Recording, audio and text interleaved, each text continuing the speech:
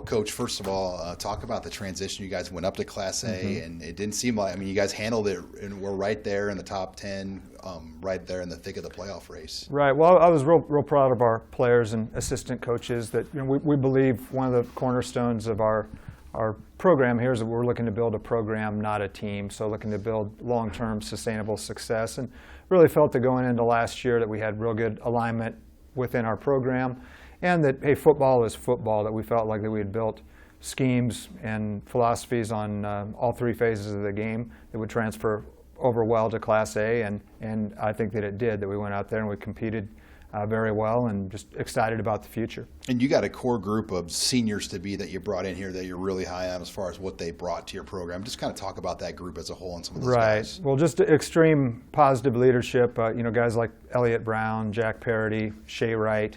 You know, those guys have been doing things the right way for several years and do a great job of mentoring our younger players and showing them what Storm football is about.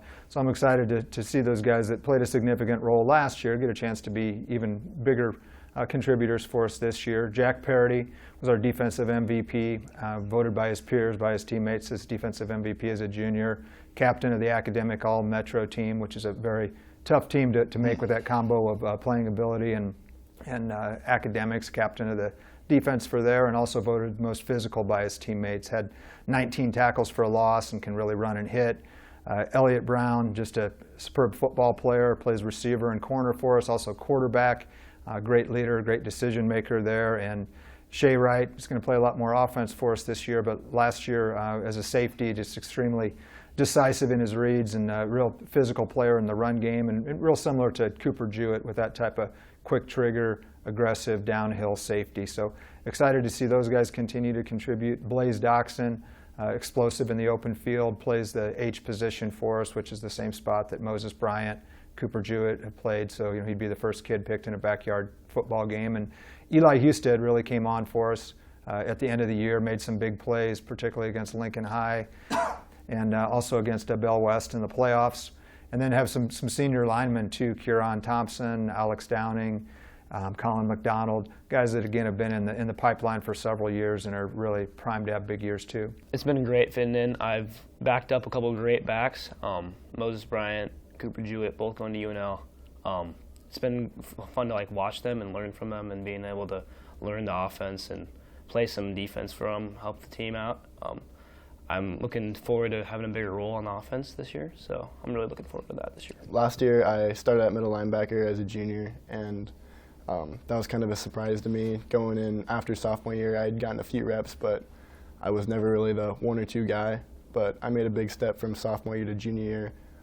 Started off competing for a starting job, getting a starting job, and then ended up competing on defense, trying to be as good as I can be. And I've had a lot of guys around me that have helped me do that. The linebackers before me, Carson Pilkington and Jared Jennings, they really took me under their wing as a sophomore and helped me do what I needed to do in order to be a good linebacker as a junior. You had a couple sophomores, they're going to be juniors. For you at a Class A school now, I mean, how rare is it to get sophomores that ready to go? And I'm sure you kind of probably mulled that. Are these kids ready for this physical challenge to put them on the starting line as sophomores? And obviously they proved that they were. Right. Definitely a believer, as you mentioned there, that it's better to play a kid too late than too early. You don't want to throw them in the deep end of the pool when they're not ready. But these guys showed very early on in summer camp and fall camp that they were ready to contribute. And Isaac started the majority of the games there at center. We have another outstanding center, Keaton Twist, that also played a lot. But Cooper Taylor started every game at right tackle as a sophomore, and Teddy Prochazka started every game at left tackle as a sophomore. So from year to year, we've had some kids like Dixon Leffler, Brett Stinson, guys like that had started and played as sophomores on the offensive line, but we'd never been in a situation where we had three sophomores all playing together that early, that often. I feel like you learn a lot by how much more faster varsity is compared to freshman year, and just how much quicker you need to think off the line by just getting out calls and stuff like that. It's just a lot faster compared to freshman year. Just an excellent technician. I mean, the key thing for center is we're shotgun offense. We're in shotgun the whole time, and so we need good snaps. We run a lot of jet sweeps and jet reads, and all that's real timing based, and so we've got to have a good consistent snap in terms of timing and placement, and that's the first step of his job. But then also too of being aware, to being able to make line calls, being able to set pass protections, and again, anytime that your center can match up one-on-one with another defensive lineman, it really frees up the rest of your linemen to be successful. So he definitely played with poise beyond his years as a sophomore.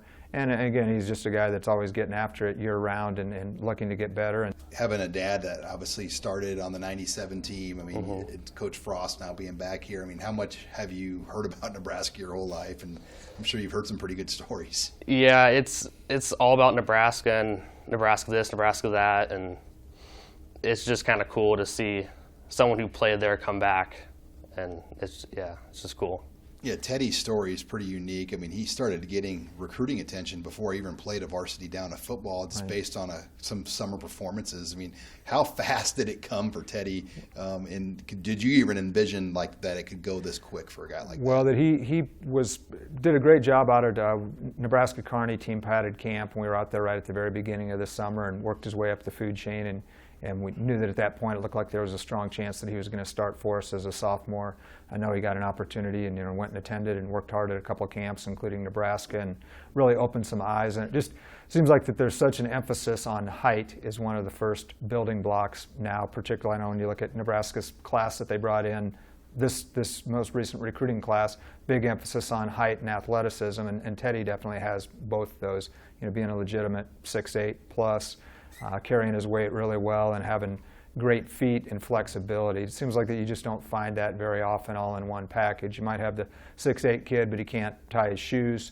With Teddy, I mean, he's a 6'8 athlete who can move. We pull our tackles a lot. He's used to playing in space, used to getting up to the second level, and does play with that edge where he likes to finish blocks, and it's important for him to put his best work on the canvas each night. I learned that I got a lot to improve on. I mean, I'm not all set in stone right now. I can still definitely improve on some of my run blocking, pulling, speed, footwork, hand placement. There's a lot to improve on to be better, just to improve me into that second level. What about Nebraska? I mean, when they offered you, growing up in this state, with your family and everything, just getting that offer, what did that mean, getting that first offer from It was a dream come true. That's like growing up in Nebraska as a kid that plays football. That's where you want to go. And recently, they haven't been to where they haven't been at the level that they used to be. But you can kind of see when being around them that they're getting back there. And when they offered me, I was blown away because they wanted me to be a part of that rebuilding process. And I was really appreciative of the entire extended offer. What's going to push you now the next 2 years? Because there aren't a lot of 6'9", 260-pound guys in Omaha that are your size to kind of push you. How do you stay motivated and driven these next 2 years? I just want to prove that this isn't a fluke, that this is where I want to be. I'm going to try and prove myself to everybody, my team, my coaches, the rest of the state. I just want to prove that, he's a sophomore, he's tall, that's all he's got. I want to prove that I'm better than just my height. And you play with kind of an edge, too. Do you think coaches like that about you, that you're not just a tall guy, that you actually have some of that nastiness, too? Yeah, and I bring that to practice, too. I try and be competitive as in practice as I am going to be in a game, because that sets me up for the game perfectly. And when we do our one-on-one drills, I'm always finishing after the whistle, just making sure that I'm getting the job done.